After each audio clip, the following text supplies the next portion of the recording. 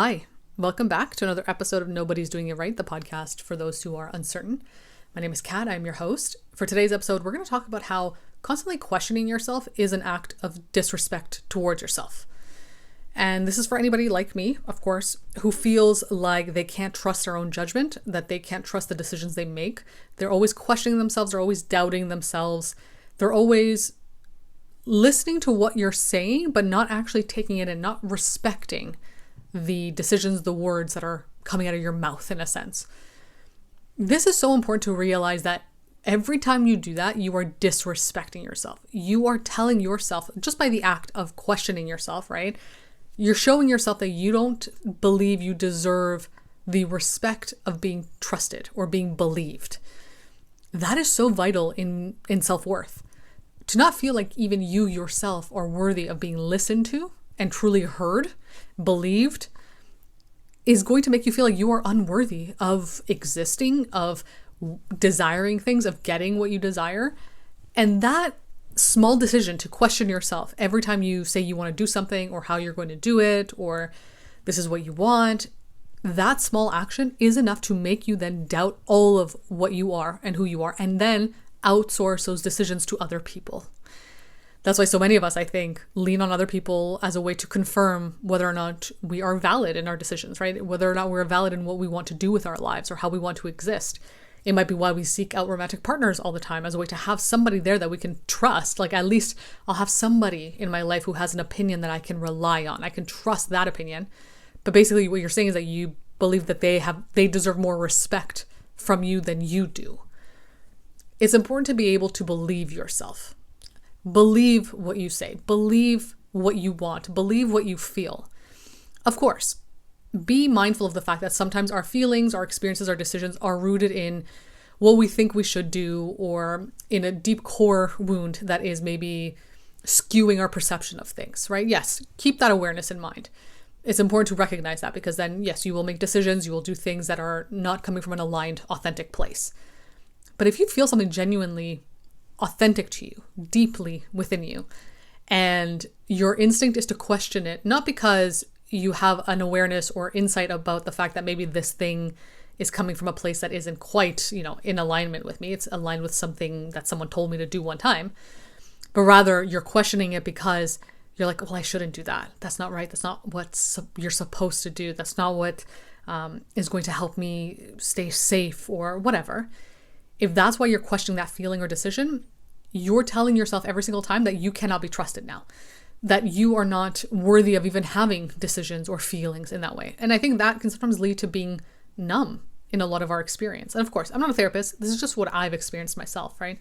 The more you question yourself, the more you tell yourself like, oh, that's an invalid take, the more you just start numbing yourself to having these feelings or desires or experiences. Because why would you, right? Why would you then allow yourself to feel certain ways, decide on certain things, desire certain things, if you're not even going to listen to yourself when you desire them? If you're going to show yourself that it's futile to even express these things, so you might as well not do any of it. And then we lose ourselves in that process, right? We lose our sense of self. We lose authenticity. We start leaning towards other people to tell us or show us that they know better so we can cling on to them and feel safe with them. Of course, we are communal creatures. We do need one another. If you have some shortcomings, you have someone else out there who might be able to do exactly what you struggle with, and to have them on your side, to have them in your life is actually a benefit for you. That's great.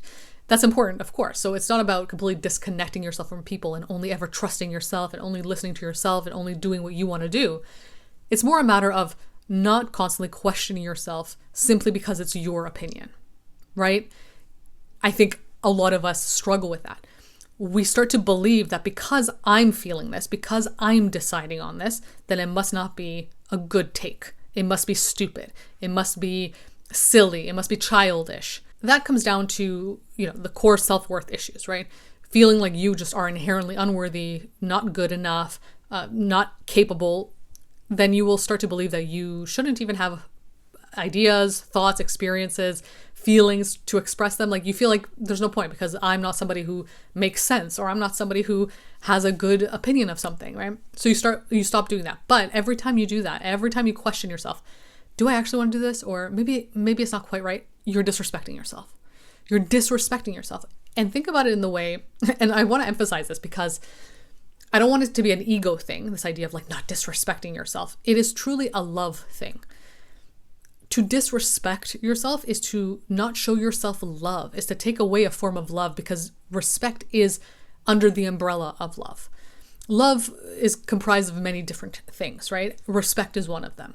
So to not show yourself respect is to not show yourself love. And when you don't show yourself love, everything else around you deteriorates, right? Because you need to feel that from yourself at the very least. That doesn't mean that it's always easy to show yourself love. It doesn't mean that you just kind of ignore all the things you're insecure about and the shortcomings you have and just start practicing this kind of positivity, this toxic positivity when it comes to self-love. No, I mean, those things are real. It's okay to feel those things, right?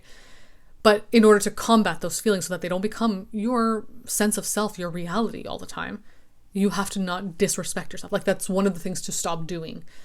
Every time you question yourself, every time you question a decision, every time you ask someone else for their input, you're disrespecting yourself. Again, you're allowed to ask people for their opinions 100%, but if you're only ever leaning towards other people for advice in that way, or always telling people your plans because you think that you're not capable of deciding for yourself and just doing it and making moves in silence, you're disrespecting yourself. You are basically, think about it in terms of being with your friend, right? It's you and your friend. Your friend also happens to be you. You're standing next to them, right? You ask them, hey, like, what do you want to do for lunch? Like, where do you want to go? And they say to you, I really want to try this restaurant. I've heard really good things about it. It looks really good. I've been there before once, but I want to go again. Whatever. They tell you these things that they're very certain in. And you now turn to somebody else, maybe a stranger, maybe another friend, and ask them to verify what your other friend has said to you. Instead of just, trusting your friend. And maybe it works out, maybe it doesn't. Maybe it was good for them at one point, but not now, whatever.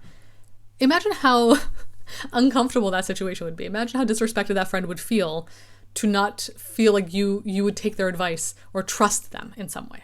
Of course, that's just one example. It's not supposed to be exactly comparable to the experience of, not listening to yourself or questioning yourself. But I'm just using that as an example, right? Imagine doing that. You wouldn't do that probably if you're with a friend who tells you, like, I really like this place. Like, we should go. It looks really nice. I've been there. It was really good. I think you're going to like it. And you turn and ask somebody else, like, is she telling you the truth? Is that right? Or is that good? That would feel very disrespectful, right? So we forget to think about it in this way when we think about ourselves, as though we're not our friends too. We wouldn't do that to a friend. We wouldn't do that to somebody that we care about, who we want to help make feel okay around us. And yet we do it to ourselves. We disrespect ourselves constantly by questioning our decisions, questioning our own authority in our own lives. Of course, take advice from people, look at every aspect to a situation, get as much information as you can. But also trust yourself that you are making decisions that are right for you. And the more you do that, the more you let yourself trust yourself, the more you believe yourself, the better you are at discerning the things that are actually right for you more and more as you continue along your journey. It becomes clearer. You have more of an understanding of yourself the more you allow yourself to believe yourself. Now you don't have to feel like you're always fighting against yourself to make decisions, to do things. You feel like you can be by your side and feel safe with yourself because you trust yourself, and you trust that you will listen to yourself when you tell yourself something, when you give yourself advice, when you tell yourself to go in this direction or that direction. You trust that the other person will trust you. That is what partnership is, right? That's what companionship is. And that's really important to cultivate within yourself first, and then of course with other people in your life too. But if you can't do that for yourself, it's going to be much harder to do that for other people.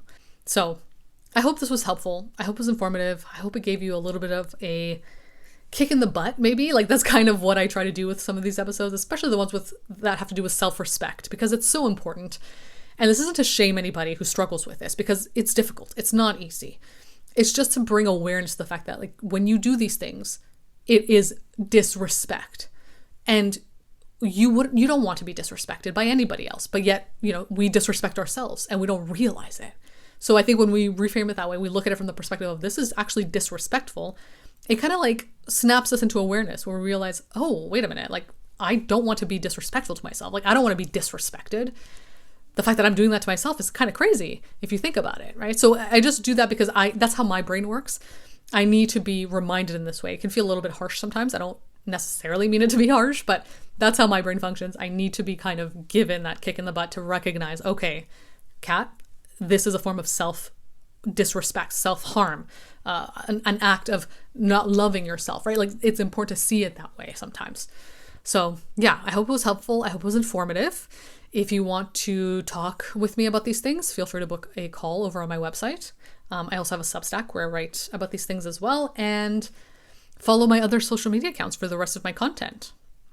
Other than that, thank you for listening, and I'll be back again soon with another episode.